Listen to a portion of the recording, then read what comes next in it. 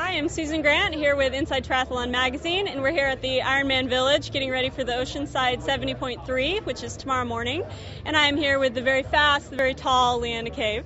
And I have a couple questions for you. First off, it seems like there's almost like a British invasion of female triathletes. You know, there's Chrissy Wellington, there's you, there's the Baylisses.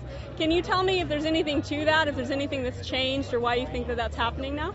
Well, I guess competition breeds competition, and those countries, Australia has a huge depth. A lot of Australians, like myself, had dual citizenship. I was actually born in the UK, which is why I raced for them, and a few other Australians were like that at the time, and that encouraged the depth in the UK. So essentially that's been a major catalyst towards bringing this super competition into the sport, because we're all fighting for each other and then obviously fighting on the day for the win of the race. Right, exactly. Okay, so I looked on your calendar and it said that you are racing the South Beach Triathlon the day after the Oceanside 70.3. So do you own your own plane, or how does this work? What do? Do you literally cross the finish line and then get on a plane? Well, if someone wants to donate a plane to me, I'll be more than happy to have it, along with a pilot. But no, I don't own my own plane. I had commitments. I'm actually shooting a television commercial in Miami, South Beach, on Sunday for Accelerate. So I thought, well, I knew the race was there, the case race put on with Nautica, the South Beach Triathlon. So I thought, well, I might as well do that as well while I'm there. So I'm actually only doing a team. I'm doing the swim. We have a celebrity team with Katya Myers doing the bike and Anna Kournikova doing the run. So I get the swim, the first leg off, straight off the plane into the water. It's going to feel great. Oh my God. Yeah, a big change in the water from here tomorrow morning, I bet. Yeah. Yeah, no wetsuit. Yeah. So you do a lot of work with the Blazeman Foundation, and so can you tell me a little bit about that foundation, and maybe if and when you cross the finish line tomorrow first, are you going to roll across the finish line? Yeah, I normally roll whether I finish first or last, if I make it to the finish line, that is, of course.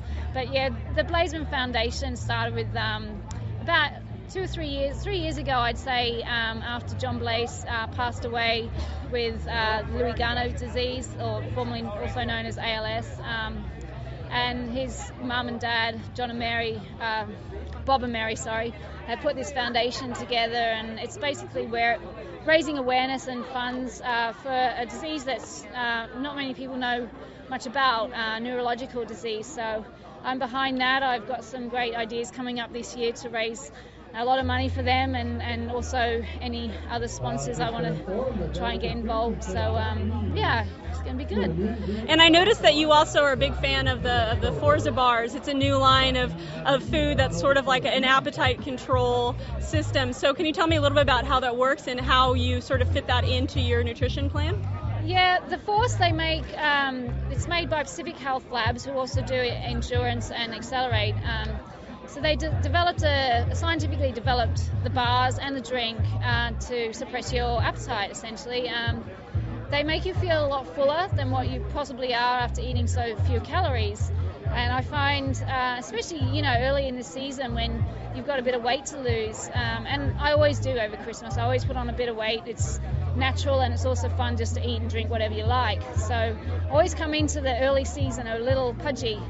So I found it great this year. I've been essentially using it when I'm in between training sessions, when you kind of feel like you really want to eat but you really shouldn't eat. And yeah, it holds off hunger for a good 3 or 4 hours. So about tomorrow morning. Now there are a lot of races this weekend.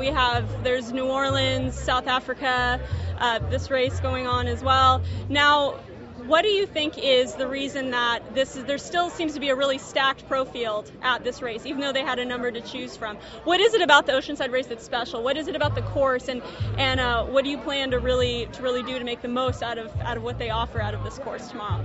Yeah, I mean, there's a lot of races on the circuit in triathlon that have this legendary status.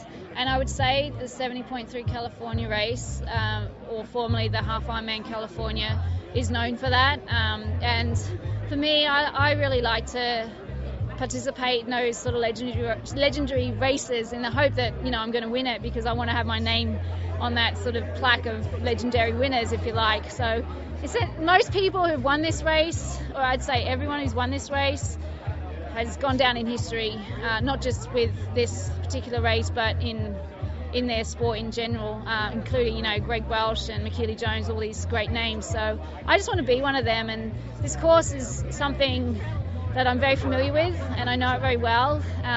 It tends to pinch a lot of people, being so cold and windy and unpredictable, and that suits me just fine.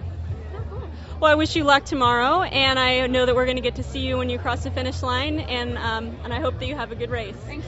And you can check back with us for more updates about the race tomorrow. Go to Triathlete Mag, and signing out, I'm Susan Grant.